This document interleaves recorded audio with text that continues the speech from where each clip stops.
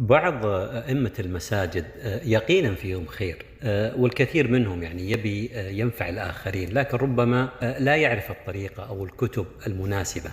فسأذكر بعض الكتب المناسبة على عجل. أول هذه الكتب مخالفات في الطهارة والصلاة للشيخ عبد العزيز السدحان.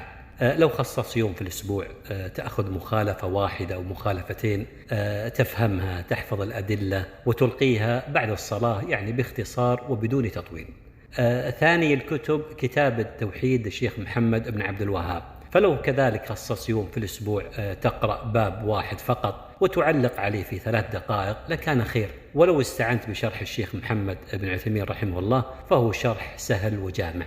ثالث الكتب فتاوى الشيخ ابن عثيمين، لو خصص كذلك يوم في الأسبوع تقرأ فتاوى العقيدة، تقرأ السؤال وجواب الشيخ، وإن كان جواب الشيخ يعني طويل تلخصه.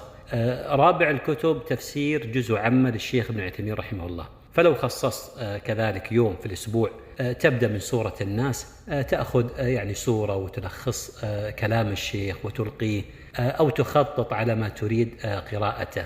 خامس هذه الكتب كذلك فتاوى الشيخ ابن عثيمين، لو خصص يوم في الأسبوع تقرأ فتاوى الفقه، تقرأ السؤال وجواب الشيخ، وإن كان جواب الشيخ طويل تلخصه. المهم في الحقيقة يعني لابد أن يكون لك أيها الإمام المبارك أثر واضح وظاهر في نفع المأمومين، وتقوم بما شرفك الله به وكلفك بخير قيام.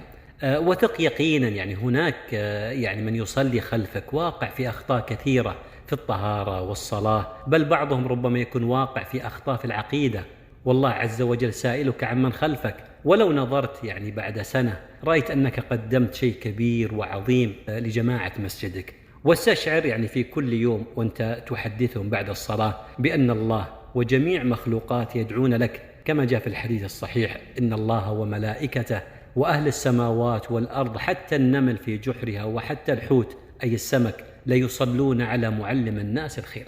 وكفى بهذا شرف وفضل لك أيها الإمام.